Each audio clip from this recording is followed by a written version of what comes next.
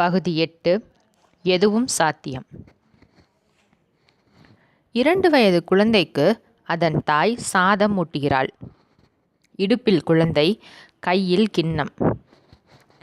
கிண்ணத்தில் தயிர் போட்டு பிசைந்த சாதம்.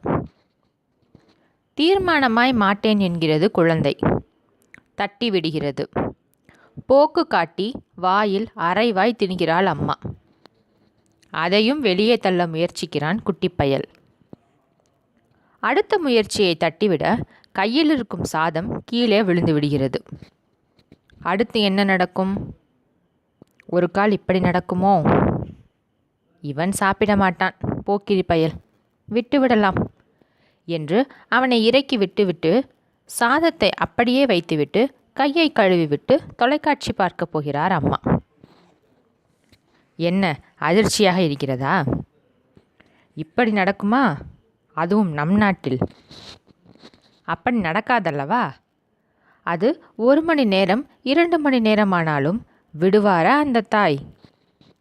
கணவன் வந்து சரி விடு, பால் குடிக்க வைத்து தூங்க வைத்து விடலாம் என்றாலும் கூட அம்மா விடமாட்டாள். பிள்ளை வயிறு காய்ந்து விடும் என்று மல்லு கட்டுவாள். தெருவில் பராக்கு காட்டுவாள். கொல்லைப்புறம் கிணத்தடிக்கு அழைத்து போவாள்.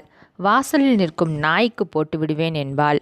பின்பு நாய்க்கு 1 வாய், பிள்ளைக்கு 1 வாய் என்று புதிய அணுகுமுறையை கையாள்வார்.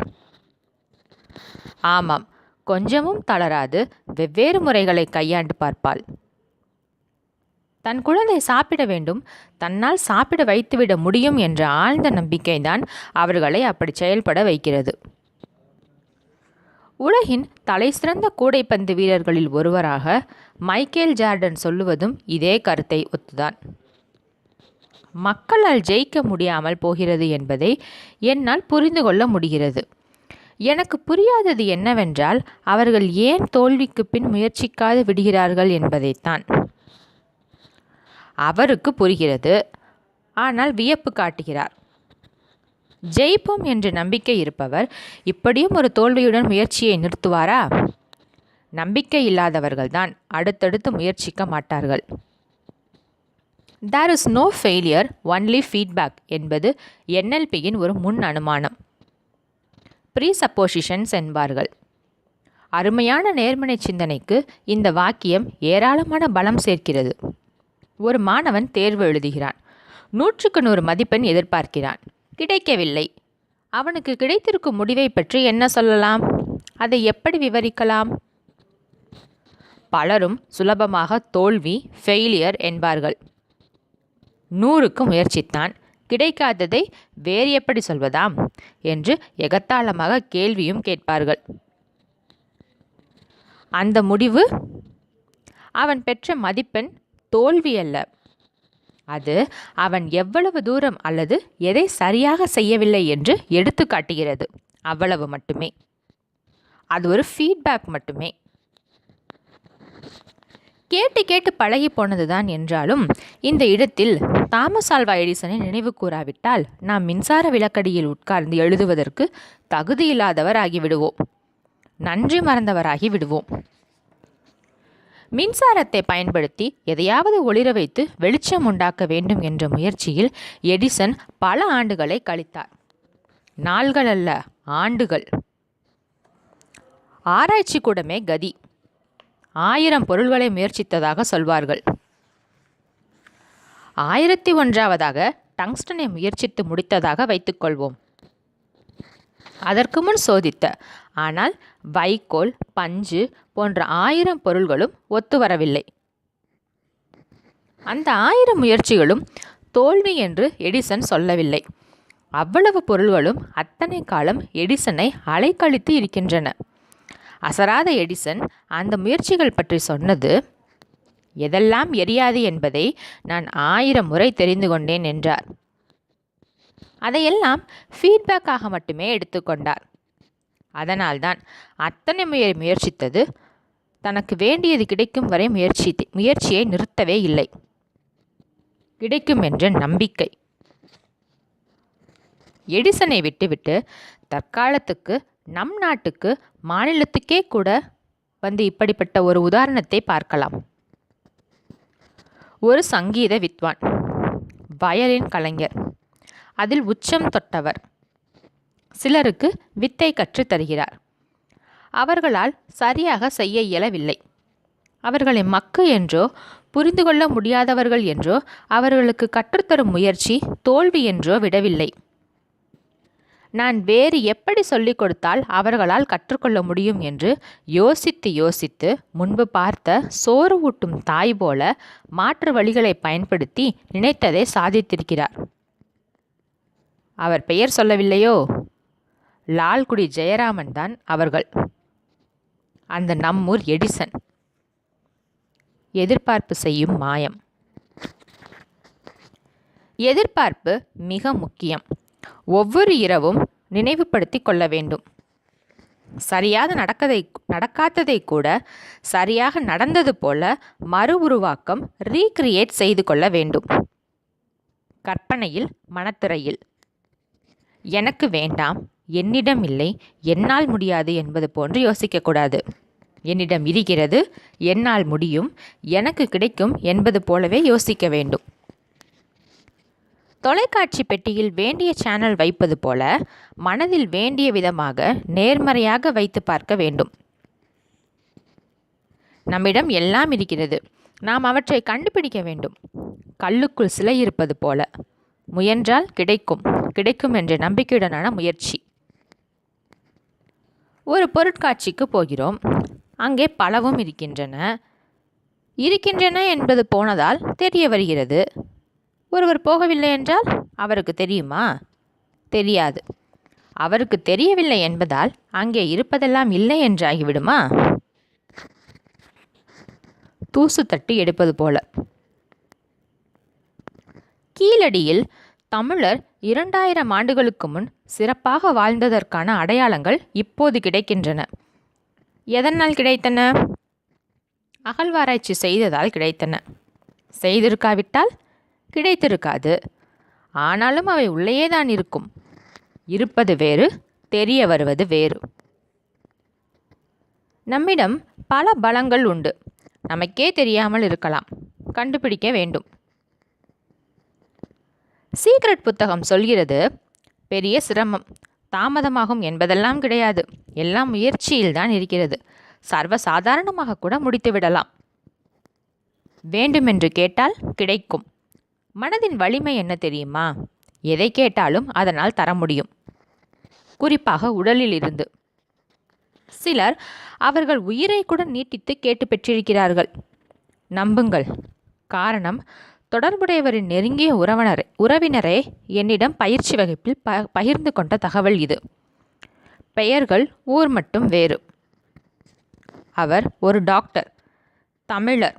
அவருக்கு கேன்சர் வந்தது நுரையீரலில். அது மூளைக்கும் பரவிவிட்டது.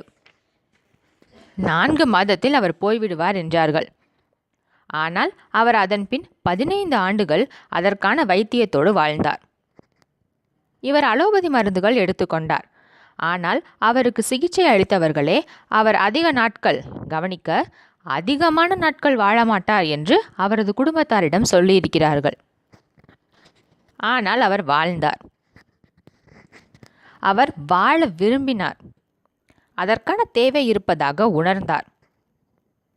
அந்த கோரிக்கையை உடம்பிடம் வைத்தார். வாழ்ந்தார். அவருக்கு மனைவி இல்லை. 2 மகள்கள், 1 மகன். பிள்ளைகள் 3ம் பள்ளியில் படிக்கையில் அவருக்கு கேன்சர் இருப்பது கண்டுபிடிக்கப்பட்டது. அந்த துறை வல்லுநர்களிடம் காட்டினார். ஓரளவு சிகிச்சைக்கு பின்பு அதிலிருந்து மீண்டார். தன் பிள்ளைகளை வளர்த்து சொந்த காலில் நிற்கும் வரைதான் அவர்களுக்கு தான் தேவை என்று நம்பினார். அதுவரை தான் கண்டிப்பாக உயிர் வாழ முடியும் என்று விரும்பினார். உயிர் வாழ முடியும் என்று ஆழமாக நம்பினார். பேசும்போது அடிக்கடி நான் வாழ்ந்தாக வேண்டும் என்ற பொருளில் ஐ ஹாவ் டு லிவ் என்பாராம். தன்னுடைய இருப்பு தனது பிள்ளைகளுக்கு அவசியம் தேவை என்று நினைத்ததால் அவர்கள் ஆளாகும் வரை தான் இருக்க வேண்டும், இருப்பேன் என்று உறுதியாக நினைத்தார். அவரது நெருங்கிய உறவினர் ஒருவரிடம் நான் ஜெயிப்பேன் என்று பொருள்படும்படி உறுதியுடன் ஐ வில் வின் என்று அடிக்கடி சொல்லியிருக்கிறார். என்னுடைய பயிற்சி வகுப்பில் அந்த உறவினரே பகிர்ந்து கொண்ட தகவல்தான் இது. கேன்சர் தவிர அவருக்கு சர்க்கரை வியாதியும் உண்டு. அதனால் காலில் பிரச்சனை. அதை பற்றி சொல்லும்போது நான் போராடுகிறேன் என்னும் பொருள்படும் ஐ எம் ஃபைட்டிங் என்ற ஆங்கில வார்த்தைகளை சொல்லியிருக்கிறார். அவரது முதல் மகன் என்ஜினியர், இரண்டாவது மகன் டாக்டர், ஒரு மகள் பிஏ ஆர்கிடெக்ட். கல்யாணம் செய்து கொடுத்து விட்டார். கடைசி பெண்ணும் டாக்டருக்கு படித்து முடித்தாகி விட்டது. அவருக்கு அக்டோபர் 2015 திருமணம் செய்து வைத்து மகிழ்ந்திருக்கிறார். அவர் மிகவும் விரும்பியதை, செய்ய முடியும் என்று நம்பியதை அவரது உடம்பு செய்து கொடுத்து இருக்கிறது. பள்ளிக்கூட பிள்ளைகளாக இருந்த அவருடைய பிள்ளைகளை ஆளாக்கிவிட்டார். அவ்வளவு காலமும் உடம்பு ஒத்துழைத்திருக்கிறது. அவர் தனது உடம்புக்கு சொல்லியதுதான் நான் வாழ்ந்தாக வேண்டும் என்ற செய்தி. அவர் அதை அவருடைய உடலிடம் வேண்டுகோளாக வைத்திருக்கிறார் அல்லது உடம்புக்கு கட்டளையிட்டிருக்கிறார். அவர் சொன்னதை எப்படி வேண்டுமானாலும் எடுத்துக்கொள்ளலாம். ஆனால் அவர் தனது நோய்வாய்ப்பட்ட உடம்பிடம் தெளிவாக தெரிவித்து விட்டார். அதைவிட அதிசயம், அவர் வேண்டுகோள் ஏற்கப்பட்டது. ஆம், உடம்புக்கு தெரிவிக்க முடியும். அதைவிட பெரிய உண்மை, உடம்பு புரிந்து கொள்ளும். அவற்றை விட அதிசயம், உடம்பு அதற்கு உடன்படும், ஒத்துழைக்கும். அதன் பிறகு அவர் அந்த உறவினரிடம் சொல்லிய வார்த்தைகளை பாருங்கள். நான் இப்போது திருப்தியாக இருக்கிறேன், ஐ எம் சாட்டிஸ்ஃபைட் என்று சொல்லியிருக்கிறார்.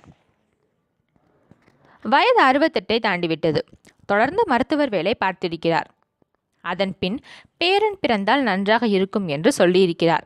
கர்ப்பமான செய்தி கேட்டு பேரனோ பேத்தியோ வரப்போகிறார்கள் என்று தெரிந்து இது போதும் என்று சொல்லியிருக்கிறார். அதோடு முடிந்தது. முடித்தது யார்? அவரது உடம்பு. காரணம், மனது போதும் என்று சொல்லிவிட்டது. சென்னையில் பொதுத்துறை நிறுவனம் ஒன்றில் பல ஆண்டுகள் வேலை செய்தவர் அவர். நல்ல வாட்டசாட்டமாக இருப்பார். எடை 100 கிலோ இருக்கும்.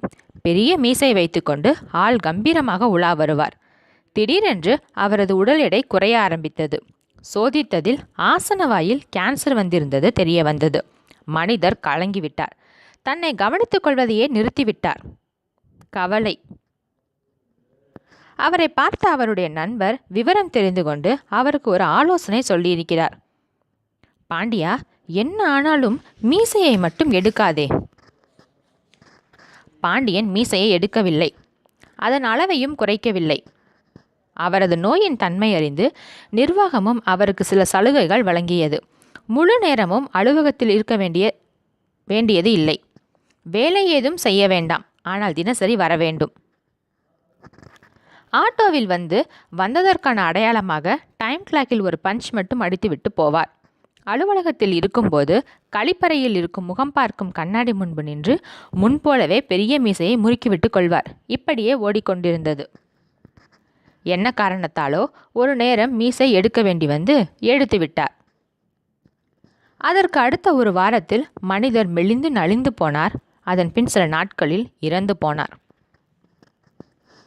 மீசையை கண்ணாடியில் பார்க்கையில் அவர் நன்றாக இருப்பதாக அவர் மனம் புரிந்து கொண்டது. கதை ஓடியது.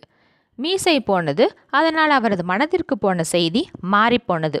நோயிடம் தோற்றுப்போனார்.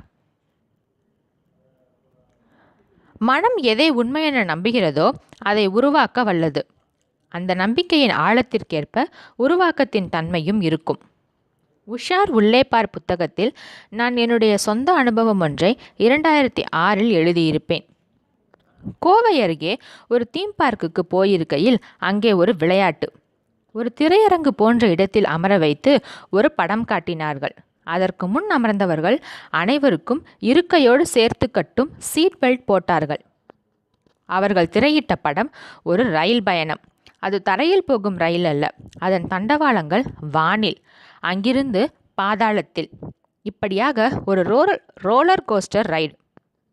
மேலும் அந்த படம் எடுத்த கேமரா செய்யும் விளையாட்டில் நாம் மேலே போய் அங்கிருந்து கீழே விழுவது போன்ற பிரம்மை.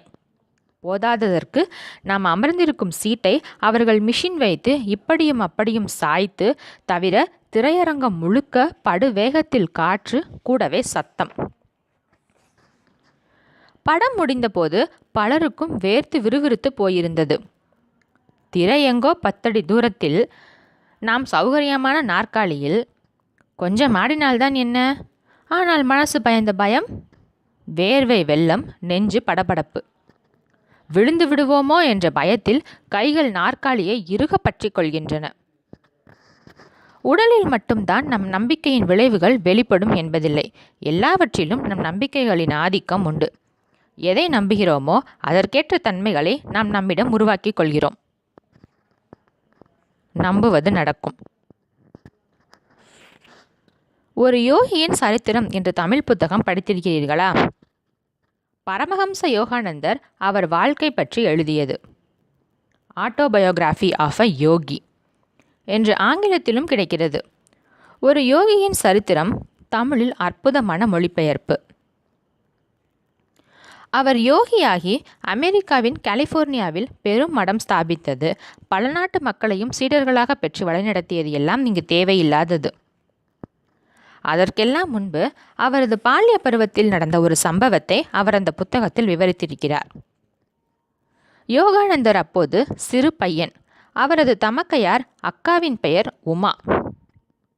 ஒரு நாள் உமா அவரது காலில் களிம்பு ஒன்றை தடவி கொண்டிருப்பதை யோகானந்தர் பார்க்கிறார். ஏன் அக்கா, சும்மா இருக்கும் காலில் களிம்பு தடவுகிறாய்? இவ்வாறு கேட்கிறார். இல்லையடா தம்பி, நாளை இங்கே கட்டி வரப்போகிறது என்கிறார் அக்கா. மறுநாள் அவருக்கு நிஜமாகவே அந்த இடத்தில் கட்டி வருகிறது. யோகானந்தர் அதை பார்த்து மலைக்கிறார். வேறு ஒரு நாள் அக்காவும் தம்பியுமாக பஞ்சாபில் உள்ள லாகூரில் அவர்கள் வீட்டு மாடியில் நின்று கொண்டிருக்கிறார்கள். அக்காள் உமா ஏதோ யோசனையில் ஆழ்ந்திருப்பதாக தம்பிக்கு படுகிறது. கேட்கிறார், என்ன யோசனையில் ஆழ்ந்திருக்கிறாய் அக்கா? ஒன்றுமில்லை, நான் கேட்பதையெல்லாம் தெய்வத்தாய் கொடுக்கிறார்களே, அதை பற்றித்தான் யோசித்து கொண்டிருக்கிறேன். அக்கா உமா இப்படி சொன்னதை கேட்டு சிறுவன் யோகானந்தருக்கு ஆச்சரியம்.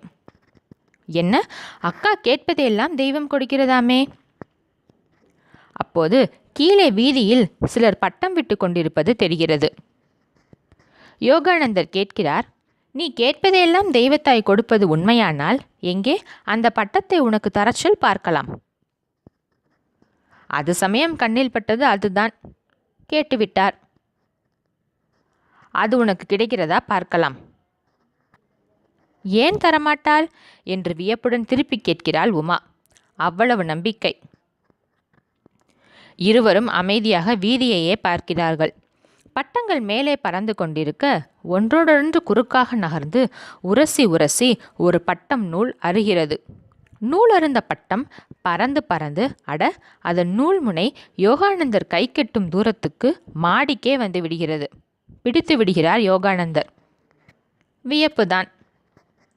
ஆனாலும் முழுவதும் நம்பாமல், இது தற்செயலாகவும் நடந்திருக்கலாம் அல்லவா, இரண்டாவதாக இன்னொரு பட்டமும் தருவாளா உன் தாய் என்று கேட்டுவிட்டான் தம்பி.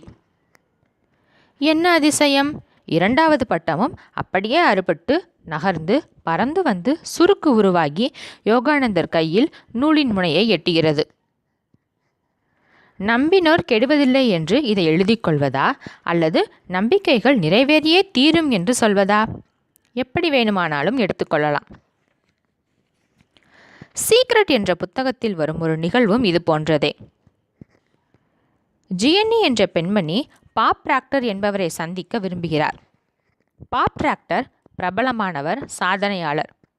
ஜியன்னி சாதாரண பெண்மணி.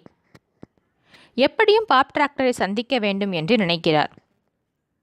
ஒரு நாள் அவருக்கு கூரியரில் ஒரு தபால் பட்டுவாடா செய்யப்பட்டிருக்கிறது. ஆனால் அது அவருக்கு வந்ததில்லை என்பதை சிறிது நேரம் கழித்துதான் ஜியனி தெரிந்து கொள்கிறார். பெறுநர் முகவரியில் வேறு எவர் பெயரோ எழுதியிருக்கிறதே என்று பெயரை சரியாக படித்து பார்த்தால் அது பாப் டிராக்டருக்கு வந்த கூரியர். ஆமாம், அவர் சந்திக்க துடித்து கொண்டிருக்கும் அதே பாப் டிராக்டர் தான். முகவரியை பார்க்கிறார். அவர் வசிக்கும் அதே தெரு, சில வீடுகள் தள்ளி. அதனால்தான் தவறுதலான பட்டுவாடா. தானே நேரில் கொண்டு போய் கொடுத்து விடலாம் என்று கிளம்பி போகிறார். பிரபலமான பாப் டிராக்டர் மாதத்தில் பெரும்பாலான நாட்களில் ஊரில் இருக்க மாட்டார். இன்று எப்படியோ. இவர் கதவை தட்டியதும் திறந்தது சாட்சாத் அதே பாப் டிராக்டர் தான். என்ன அதிசயம் இது! இவ்வளவு நாட்களும் இதே தெருவில்தான் இருவரும் குடியிருந்திருக்கிறார்கள். ஆனால் சந்திக்க விளைந்து ஆழமாக விரும்பியவுடன் அவர் பெயருக்கு வரும் கூரியர் சரியாக இவர் வீட்டிலா தரப்பட வேண்டும்? இவர் போகும் நேரம் அவர் சரியாக வீட்டில் இருக்க வேண்டும். எல்லாம் நடந்திருக்கிறது. தீவிரமான நம்பிக்கை செய்த வேலை. என்னுடைய தந்தையுடன் பிறந்த மூத்த சகோதரி எங்கள் அத்தை. அத்தையின் கணவர் லக்ஷ்மணன். மனைவி இறந்த பிறகு சுமார் 25 ஆண்டுகள் வரை வாழ்ந்தார். தனது 90வது வயதில்தான் மறைந்தார். சில ஆண்டுகளுக்கு முன்பு நான் அவரிடம் பேசிக்கொண்டிருக்கையில் அவர் சொன்னது இங்கே குறிப்பிடத்தக்கது. தம்பி, நான் முதல் நாள் படுக்கப் போகும்போது தேவியை வணங்கிவிட்டு தான் படுப்பேன். மறுநாள் காலை எழுந்து வெளியே கிளம்பும்போது தேவியிடம் சொல்வேன், அம்மா, நான் ஊருக்கு போகிறேன். எனக்கு சரியான பஸ் கிடைக்கணும். பஸ்ஸில் உட்கார இடம் கிடைக்கணும். நான் பத்திரமா போயிட்டு பத்திரமா வரணும். இப்படி சொல்லிவிட்டு கிளம்பி போவேன். எனக்கு சரியான பஸ், வசதியான பிரயாணம் அமையும் எப்பவுமே என்றார். மேலும் தேவிக்கிட்ட சொல்லிட்டா போதும், அவள் எனக்கு எப்பவும் கேட்டதை தருவாள். நான் காசு பணம் போல எதையும் கேட்கறதில்ல. ஆனால் நான் கேட்பதை அவள் கண்டிப்பாக தருவாள். இங்கு தேவி என்பது கடவுளை குறிக்கிறது. ஒரு திருமண வீட்டு நிகழ்ச்சியில் அருகருகே ஜமுகாலத்தின் மீது சம்மணமிட்டு அமர்ந்திருக்கையில் அவர் இப்படி சொன்னபோது அவர் சொற்களில் மட்டுமல்ல, அவர் கண்களிலும் ஒரு உறுதியும் அசைக்க முடியாத நம்பிக்கையும் நான் பார்த்து அதிசயித்தேன். நாட்டுக்கோட்டை நகரத்தார்கள் பர்மா, மலேசியா, சிங்கப்பூர் போன்ற நாடுகளுக்கு 100 ஆண்டுகளுக்கு முன்பே வியாபாரம் செய்வதற்கு போனவர்கள். இப்போதைய விஞ்ஞான வளர்ச்சி இல்லாத காலகட்டத்திலேயே கொண்டு விற்க போனவர்கள். போனால் அடிக்கடி திரும்ப வர முடியாது. 6 மாதமோ சில ஆண்டுகளோ ஆகிவிடும். கடுதாசிகள் தான் தகவல் பரிமாற்றத்துக்கு. எல்லாவற்றையும் விட கடுமையான கடல் பயணம். ஆனாலும் பிழைப்பதற்காக, பொருள் ஈட்ட, குடும்பத்துக்காக என்று பல்வேறு காரணங்களுக்காக துணிந்து போவார்கள். போகிறவர்கள் சொல்லும் வாசகம், செட்டி கப்பலுக்கு செந்தூரான் துணை. செந்தூரன் என்றால் திருச்செந்தூர் முருகன். அவ்வளவு கடுமையான பயணத்துக்கு கிளம்புபவர் மனம் சஞ்சலப்படக்கூடாது. வழி அனுப்பி வைப்பவர்களும் அஞ்சக்கூடாது. தைரியமாக, துணிச்சலாக கிளம்ப அவர்களுக்கு நம்பிக்கை கொடுத்தது கடவுள் நம்பிக்கை. நமக்கு எந்த தீங்கும் வராது, கடவுள் காப்பாற்றுவார் என்று அவர்கள் வலுவாக நம்பினார்கள். உலகின் மிக பெரும் நம்பிக்கை மருந்து கடவுள்தானே. அந்த நம்பிக்கையை மனதில் ஏற்றிக்கொள்ள, ஆள் மனதிற்கு புரிய வைக்க, அதற்கு செய்தி தெரிவிக்க, கொண்டு விற்கச் செல்லும் முன் காவடி எடுப்பார்கள். பல நாட்கள், ஏன் சில மாதங்கள் கூட விரதம் இருப்பார்கள். இறை நினைப்பும் நம்பிக்கையும் மட்டுமே மனதில். பின்பு தினசரி காலையும் மாலையும் சுத்தமாக குளித்து சைவம் மட்டுமே உண்டு தினமும் வழிபட்டு பின் காவடி தூக்கி கால்நடையாக 7 நாட்கள் நடந்து பழனி முருகனை வழிபட்டு விட்டு கொண்டு விற்க கிளம்புவார்கள். இவ்வளவும் செய்ய செய்ய மனதிற்குள் ஆழமான நம்பிக்கை உருவாகி இறுகிவிடும். இறைவன் பார்த்து கொள்வான் என்று. அதனால் துணிச்சலும் தொடர்ந்து வெற்றியும் வரும். செட்டிநாட்டு பக்கம் மட்டுமல்ல, தமிழகம் முழுவதுமே இப்படிப்பட்ட நம்பிக்கைகள் உண்டு. வீடுகளில் குழந்தைகள் அல்லது வேறு எவரேனும் உடல்நலை குறைவால் தொடர்ந்து சிரமப்பட்டு கொண்டிருக்கும் போது, வைத்தியம் பலனளிக்காத போது வீட்டு பெரியவர்களில் சிலருக்கு சாமி வருவதுண்டு. பெரியவர்கள் மட்டுமல்ல, நடுத்தர வயதினரில் சிலருக்கு கூட சாமி வரும். சாமி வருவதென்றால் சிலிர்த்து கொண்டு உக்கிரமாக ஏதாவது சொல்வார்கள். நல்லா இருப்பான், குலதெய்வத்துக்கு படையல் போடு என்பது போல ஏதாவது அந்த சந்தர்ப்பத்துக்கு ஏற்ற சொல்வார்கள். சொல்லும்போது சத்தம் அவர்களின் இயல்புக்கு மாறாக கூடுதலாகவும் அதட்டலாகவும் கூட இருக்கும். கோவில்களில் சாமி ஆடுபவர்கள் சொல்வார்களே, அதுபோலத்தான் இதுவும். சொன்ன பிறகுதான் அப்படி கத்தியவர்கள் சகஜ நிலைக்கு வருவார்கள். மயங்கி கூட விழுவார்கள். எழுந்ததும் நான் என்ன செய்தேன், சாமி என்ன சொல்லியது என்று கேட்பார்கள். ஆமாம், அவர்களுக்கே அவர்கள் சொன்னது தெரியாது, நினைவிருக்காது. ஒரு வேகத்தில் சொல்வார்கள். அப்படி அவர்கள் சொல்ல கேட்டதும் துன்பப்பட்டு கொண்டிருந்தவருக்கு பெரிய ஆறுதலும் நிம்மதியும், அதைவிட முக்கியமாக நிலைமை சரியாகிவிடும் என்ற நம்பிக்கையும் வரும். மனக்கலக்கம் போய்விடும். அவன் பார்த்து கொள்வான் என்பதை விட ஆறுதலான செய்தியும் புரிதலும் ஏதுமுண்டா? எல்லாம் செய்ய வல்லான், பார்த்து கொள்வான் என்று மனதுக்கு தெரிந்து போனதும் பயமேகங்கள் கலைந்து ஓடியே விடும். ஊர்களுக்கு கிளம்பும்போது, புதிய தொழில் வியாபாரம் தொடங்கும்போது, பள்ளி கல்லூரிகளில் சேரும்போது என எல்லா முக்கியமான நேரங்களிலும் பெற்றவர்கள் பெரியவர்களிடம் ஆசி பெறுவதும் இவ்வகை நம்பிக்கை சார்ந்ததே. அவர்கள் ஆசீர்வதித்து விட்டால், வாழ்த்தி விட்டால் அதன்படியே எல்லாம் நன்றாக நடக்கும் என்பது பலரின் தீராத அசைக்க முடியாத நம்பிக்கை. அதை பெறவே காலில் விழுவது, வணங்குவது, தாழ்ந்து நிற்பது, ஆசி பெற்றதும் ஒரு நிம்மதி. இது மதம் சார்ந்ததல்ல, கலாச்சாரம் சார்ந்தது. தமிழ் சமூகத்தில் பல இடங்களிலும் இதை தாராளமாக காண முடியும். ஆமாம், இப்படி நம்பிக்கை வந்துவிட்டால் எப்படி நிம்மதி வருகிறது? அப்படி என்ன இருக்கிறது இதில்? பேசுவது நடந்துவிடும். எச்சரிக்கை.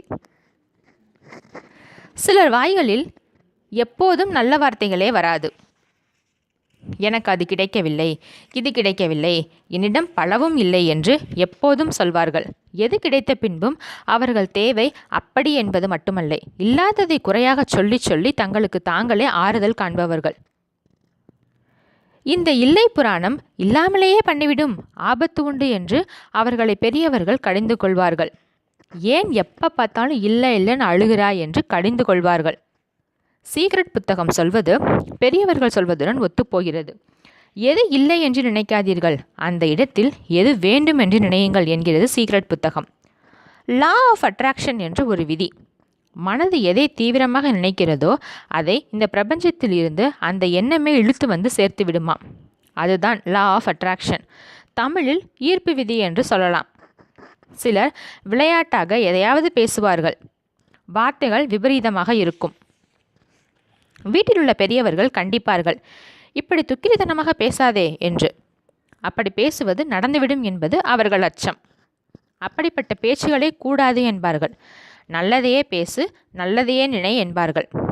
எதை எதிர்பார்க்கிறோமோ அது நடந்துவிடும்.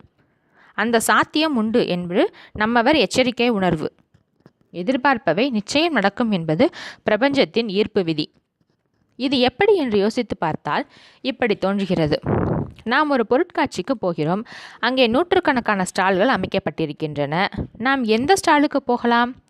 எல்லா ஸ்டால்களும் இயங்கிக் கொண்டிருக்கின்றன. நாம் நினைக்கும் ஸ்டாலுக்கு போகிறோம். அதே போலத்தான் உலகில் நமக்கு நடக்கும் பலவும். நாம் விரும்பி ஒரு குறிப்பிட்ட ஸ்டாலுக்கு போவது போல நாம் நினைத்து ஒரு விஷயத்தை நமக்கு நடக்க வைக்கிறோம். உலகில் பெரியது, கடினமானது, முடியாதது என்றெல்லாம் எதுவும் இல்லை. எல்லாவற்றுக்கும் தேவை முயற்சிதான். வெளிநாட்டில் விமானங்களுக்கு எரிபொருள் நிரப்பும் பெட்ரோல் பம்பில் வேலை பார்த்த திருபாய் அம்பானி கச்சா எண்ணெய் சுத்திகரிப்பு ஆலையை தள்ளி நின்று பார்த்து தானும் ஒன்று ஆரம்பிக்க வேண்டும் என்று நினைத்தார். முடியும் என்று நினைத்தார், நம்பினார், முயற்சித்தார், நடந்தது. நினைத்ததை சாதிக்க முடிந்தது. நடக்கும், எதுவும் நடக்கும், நிச்சயம் நடக்கும். நினைப்பு முக்கியம். தமிழில் 2 அற்புதமான பாடல்கள் உண்டு. ஒன்று வேண்டாம் வேண்டாம் என்று முடியும் பாடல்கள் என்று ஏற்கனவே பார்த்தோம். ஆக நேர்மறையாக வேண்டுவன பற்றி மட்டுமே சிந்தனை இருக்க வேண்டும். இதை உறுதி செய்வதற்காகவே ஆட்டோ சஜஷன், அஃபர்மேஷன் போன்ற வழிமுறைகளை பரிந்துரைக்கிறார்கள். நம்பிக்கையின் வலிமை. ஓர் ஊரில் ஒரு சாமியார் இருந்தார். அவர் மாலை நேரங்களில் ஊர்காவல் மண்டபத்தில் மக்களுக்கு சொற்பொழிவுகள் ஆற்றினார். பலவற்றை தனது பிரசங்கங்களில் சொல்லி வந்த அவர் அவ்வப்போது மனிதர்களால் தண்ணீரின் மீது நடக்க முடியும் என்று சொன்னார். அவர் பேச்சுகளை பலரும் கேட்டார்கள். அவர் சொல்வதையெல்லாம் முழுமையாக ஏற்றுக்கொண்ட ஒரு இளைஞன் அவர் சொன்னவற்றை தினசரி செய்து பழக ஆரம்பித்தான். பலவற்றையும் செய்த அவன் தண்ணீரின் மீது நடப்பதையும் முழு நம்பிக்கையுடன் முயற்சி செய்தான். சில மாத பயிற்சிக்கு பின் அவன் தண்ணீரின் மீது நடக்க ஆரம்பித்தான். இதை பார்த்து அதிசயித்த ஊர் மக்கள் அவனை பற்றி சாமியாரிடம் கூறினார்கள். அவருக்கும் ஆச்சரியம். அவனை அழைத்து நடக்கச் சொல்லி கேட்டுக்கொள்ள அவன் அவர் முன்பாக தண்ணீரின் மீது நடந்தான். வியப்பு மேலிட்ட சாமியார் கேட்டார், இது எப்படி அப்பா சாத்தியமாயிற்று? ஏதும் தந்திரமா அல்லது உண்மையிலேயே நீ நடக்கிறாயா? இப்போது அந்த இளைஞன் முகத்தில் அதிர்ச்சி. என்ன சாமி இப்படி கேட்கிறீர்கள்? உங்களுக்கு தெரியாததா? நானே நீங்கள் சொன்னதை நம்பித்தான் நடக்க பழகினேன். இப்போது நடக்கிறேன் என்றான். அவர் சொன்னாரை தவிர மனதார நம்பவில்லை. அதனால் அவரால் நடக்க முடியாது. அவன் கண்மூடித்தனமாக நம்பினான், நடந்துவிட்டான். இவ்வாறு முடியும் அந்த கதை. கதைதான் என்றாலும் நம்பிக்கையின் வலிமையை காட்டும் கதை இது. கட்டுப்படுத்தும் எண்ணங்கள். தண்ணீர் மீது நடக்க முடியும் என்ற நம்பிக்கை நடக்க வைத்ததை போல, முடியாது என்று நம்பிவிட்டால் முடியக்கூடவையும் முடியாமல் போகும். உங்களால் உங்கள் கைகளை தூக்க முடியாது, நான் என் மந்திர சக்தியால் கட்டி வைத்திருக்கிறேன் என்று எந்த சாமியாராவது அழுத்தம் திருத்தமாக சொன்னால், சாதாரணமாக தூக்கக்கூடிய கையை தூக்கினால் கூட பாரமாக தோன்றலாம். எண்ணம் அப்படி செய்யும். ஒன்று நடக்கும், அது நடப்பது சாத்தியம் என்று தோன்றினால் அப்போது நாம் எடுக்கும் முயற்சிகள் முழு மூச்சாக இருக்கும். நம்பிக்கை இல்லாத போது அல்லது முழுவதும் நம்பாத போது வருவது சாதிக்க வைப்பதாக இருக்காது. எதிர்பார்ப்பது நடக்கும். எல்லாம் தலைவிதிப்படி நடக்கும் என்று சொல்பவர்கள் இருக்கிறார்கள். அவர்களும் அபார நம்பிக்கை உள்ளவர்கள்தான். அவர்கள் நம்பிக்கை விதிப்படி நடக்கும் என்பது. மேலை நாடுகளிலும் இதை நம்புபவர்கள் உண்டு. அவர்கள் இதற்கு சொல்லும் பெயர் டெஸ்டினி. விதியை நம்புபவர்களுக்கு என்ன நடக்கும் என்று தெரியாது. ஆனால் எது நடந்தாலும் அது முன்கூட்டியே தீர்மானிக்கப்பட்டு எழுதி வைக்கப்பட்டு விட்டது என்று அதை அப்படியே ஏற்றுக்கொள்வார்கள். நாம் அவர்களை அவர்களின் போக்கில் விட்டுவிடுவோம். விதி பற்றி ஆழ்ந்த நம்பிக்கை இல்லாதவர்களுக்கு என்ன நடக்கும்? இதற்கான பதில் என்ன தெரியுமா? அவர்கள் என்ன எதிர்பார்க்கிறார்களோ அல்லது எதை நினைத்து அச்சப்படுகிறார்களோ அது நடக்கும். முன்பு பார்த்த ஈர்ப்பு விதியின்படி மட்டுமல்ல என்பதுதான் இதில் கூடுதல் சுவாரஸ்யம். அதெப்படி என்று புருவம் உயர்த்துகிறீர்களா? அமைதி அமைதி. இதன் பெயர் பிளாசிபோ எஃபெக்ட். மருத்துவ உலகில் பிரபலம். என்ன விளைவு இருக்கும் என்று எதிர்பார்க்கிறோமோ நம்புகிறோமோ அந்த விளைவு ஏற்படும் என்பதுதான் அந்த விளைவு. இதை ரெஸ்பான்ஸ் எக்ஸ்பெக்டன்சி என்கிறார்கள். உடல் நலமின்மை என்று மருத்துவர்களை பார்க்க வந்த சிலரிடம் இந்த சோதனைகளை செய்து பார்த்திருக்கிறார்கள். அவர்களுக்கு மாத்திரை போன்றவற்றை கவனிக்க, மாத்திரை அல்ல, கொடுத்து 3 நாள் 3 வேளை சாப்பிட்ட பின் எல்லாம் சரியாகிவிடும் என்பது போல சொல்லி உறுதி கொடுத்து அனுப்பியிருக்கிறார்கள். என்ன அதிசயம்! அப்படி மாத்திரை போன்ற வெறும் மாவு வில்லையை சாப்பிட்டவர்களும் குணமாகி இருந்தார்கள். ஏதோ குறிப்பிட்ட ஒருவரிடம் மட்டுமல்ல, பல்வேறு இடங்களில் பல்வேறு நபர்களிடத்தும் செய்து பார்த்தார்கள். கணிசமானவர்கள் நோயிலிருந்து விடுபட்டது தெரிய வந்திருக்கிறது. இந்த விவரங்கள் beliefs pathway to health and wellbeing என்ற புத்தகத்தில் ராபர்ட் டில்ஸ் கூறுகிறார். மருந்து சாப்பிட்டு குணம் பெறுபவர்கள் எண்ணிக்கை 100 என்றால், இப்படிப்பட்டவற்றை மருந்து என்று நம்பி சாப்பிடுபவர்களில் 30% பேர் குணமடைகிறார்களாம். ராபர்ட் டில்ஸ் செய்த குறிப்பிட்ட ஆராய்ச்சியில் வலி போன்றவற்றில் 51 முதல் 70% வரையிலானவருக்கு இந்த மருந்து போன்ற பிளாசிபோ வேலை செய்ததாம். அடுத்த கட்டமாக உண்மையான மருந்தை கொடுத்து அதன் விளைவை சோதித்திருக்கிறார். 195 பேர் தான் குணமடைந்தார்கள். குணமடைந்தவர்களில் பெரும்பான்மையானவர்கள் வெறும் பிளாசிபோவிற்கு குணமானவர்கள். இதற்கு கேட்கவா வேண்டும்? பிளாசிபோவிற்கு மசியாதவர்களில் 154 நபர்கள் உண்மையான மருந்துக்கும் குணமாகாதவர்கள். இவற்றை வைத்து ராபர்ட் டில்ஸ் சொல்லும் முடிவு சரியாகும் என்று நினைப்பவர்களுக்கு மருந்தோ மருந்து போன்று ஏதோ ஒன்றோ எதுவானாலும் குணமாகிறது. ஆகாது என்று நினைப்பவர்களுக்கு மருந்தாலும் பலனில்லை. ஆக நம்பிக்கை என்பது பெரும் பங்கு ஆற்றுகிறது, அவ்வளவுதான்.